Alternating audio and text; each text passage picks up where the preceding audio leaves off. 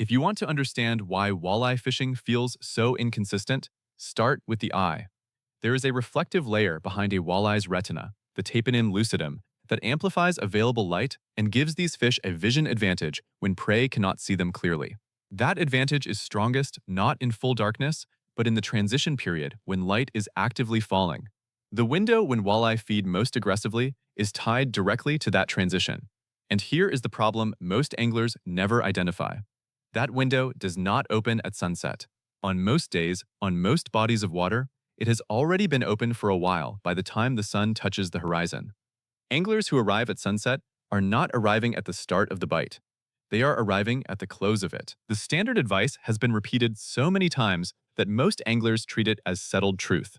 Go at dawn. Go at dusk. Go when the light is low. That advice is not wrong, but it is incomplete in a way that costs anglers the best 30 to 45 minutes of any evening outing.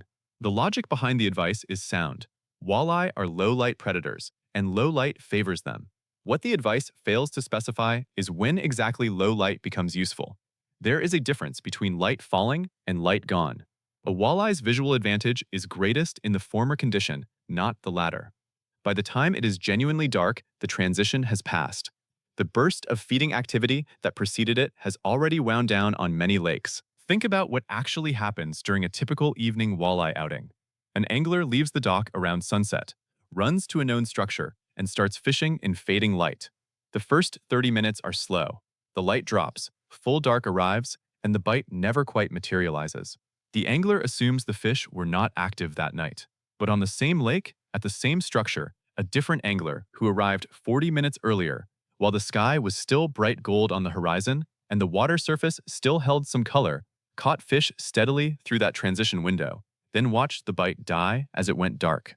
Same lake, same night. One angler hit the window. One arrived as it closed. Neither one understood exactly why. The tapetum lucidum is the organizing fact of walleye biology. It is a layer of reflective material behind the retina, similar to what cats and deer possess, that catches light passing through the eye and sends it back through the photoreceptors a second time. In low light conditions, this effectively doubles the amount of light the walleye processes, giving it vision capabilities that prey species cannot match. The key detail is that this advantage requires some ambient light to amplify. In complete darkness, there is nothing to reflect. In bright midday sun, the advantage disappears because prey can see just as well.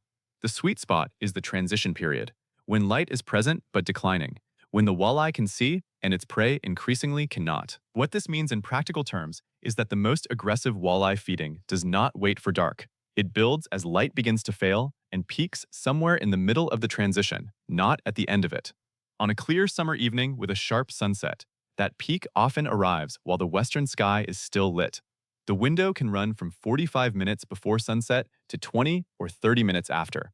The variation depends on factors the angler can read from the conditions around them.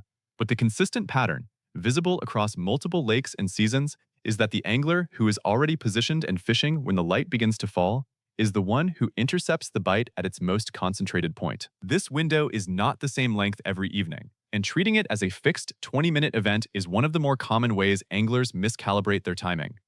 The length and intensity of the feeding window varies considerably based on conditions.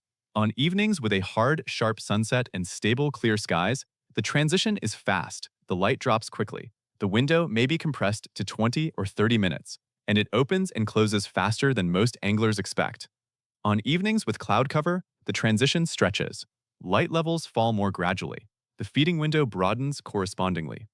The walleye's visual advantage is tied to the rate of light change, not to a specific clock time. Slow transitions produce longer windows. Water clarity introduces a second variable that completely changes the timing equation, and this is the part of the rule most anglers have never considered. On a clear lake, the kind where you can see bottom at 15 feet on a calm day, walleye are light-sensitive throughout the day. Bright conditions push them deep and into heavy cover. Their visual advantage only materializes during a relatively narrow window, when surface light drops to a level where their tapetum gives them a meaningful edge. On stained or murky water, the equation shifts. Light penetration is reduced even at midday.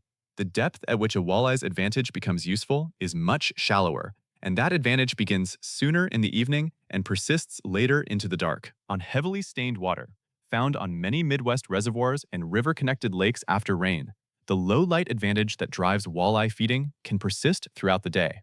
Anglers who fish clear northern lakes exclusively and who understand walleye as strictly a dawn and dusk species often struggle to explain why walleye in murky water bite at noon. The explanation is the same biology operating under different conditions. In murky water, available light is already reduced enough that the walleye's advantage is active in conditions that would send clear water fish into deep holding. Same fish, same eye, same mechanism. But the environmental inputs are different, and the timing of the productive window shifts accordingly. Wind adds a third variable that old lake fishermen on big northern waters learned to treat as a timing signal. A sustained wind does two things relevant to walleye behavior. First, it creates surface turbulence that suspends sediment and reduces light penetration, temporarily mimicking the low light advantage of stained water even on a clear lake. Second, wind-driven current moves baitfish toward windward banks, creating concentrated prey in predictable locations. Experienced walleye anglers have long observed that a good wind on a bright afternoon can open a midday bite window that calm conditions never produce. The light has not changed. The water has changed in a way that gives the walleye its advantage earlier than the clock suggests it should arrive. Before fish finders and electronic gauges, anglers fishing large northern waters could not measure clarity or check subsurface light penetration. What they could do was read visible conditions from the boat. Sky color, cloud density, wind direction, surface chop, and bird behavior all provided information that experienced anglers translated into timing decisions.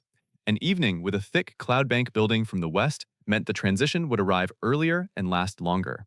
A calm, cloudless evening meant a sharp, brief window.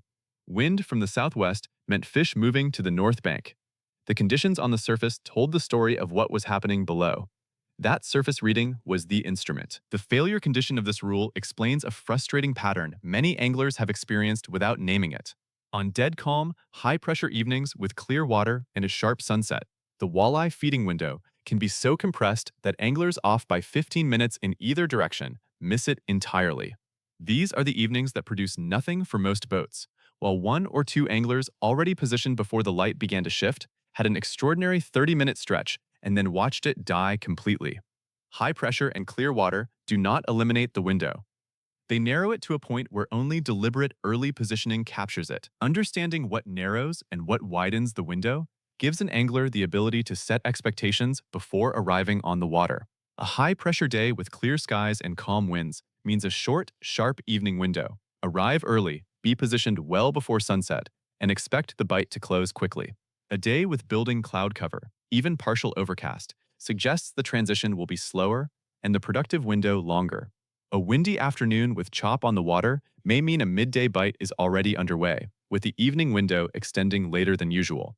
None of these predictions are guaranteed, but they are more reliable than assuming the bite starts at sunset, regardless of conditions, which is the assumption that sends most anglers to the water 20 minutes too late. The practical sequence that old lake fishermen used, reading the conditions, estimating the window, and positioning accordingly, translates directly to modern fishing. Before leaving the dock for an evening outing, an experienced walleye angler reads the sky. How fast is the light dropping? Is there cloud cover that will slow the transition? Is there wind that might extend the feeding period or open a location advantage? These are not complicated assessments. They take 30 seconds of looking at the western sky and feeling the wind.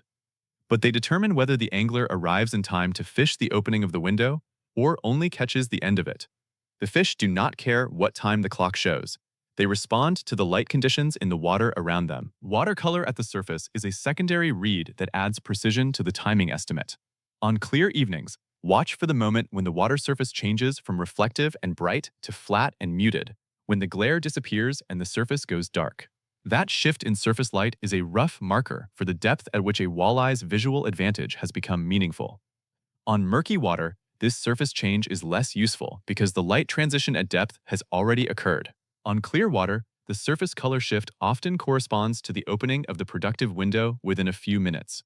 It is not a precise instrument, but it is available to every angler on every lake at no cost, requiring only the habit of watching. Location choices interact with timing in a way that most walleye anglers understand intuitively but rarely think through systematically. On a calm, clear evening, positioning on specific structure matters more than on a windy day, because the window is short and fish concentrated at depth will not be chasing baits over a wide area. Being on the right rock pile or the right edge of the right drop-off when the window opens is the difference between 10 minutes of active fish and 10 minutes of empty water.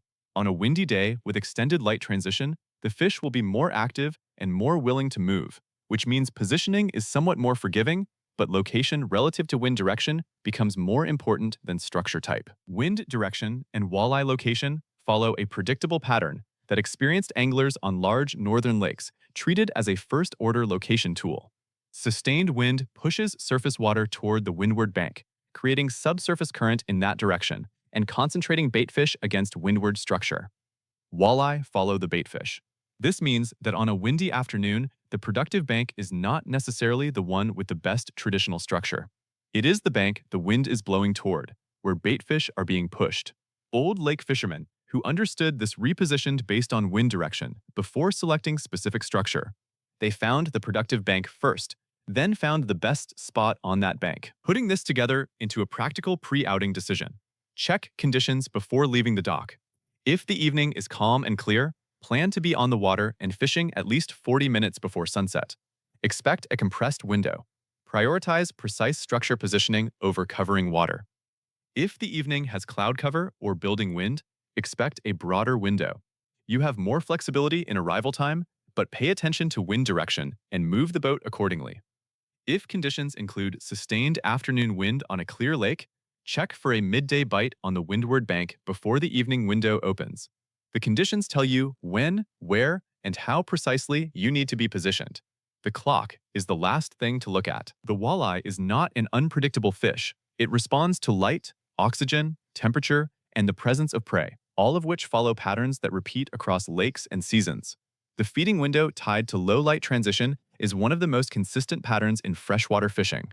The anglers who understood it before electronics existed did not have special knowledge that modern anglers lack. They had the habit of reading conditions and arriving early enough to fish the window rather than wait for it. That habit is available to any angler willing to look at the sky before looking at the sonar. Subscribe to Traditional Angling for more historically grounded fishing knowledge. Behavior first, timing before tactics.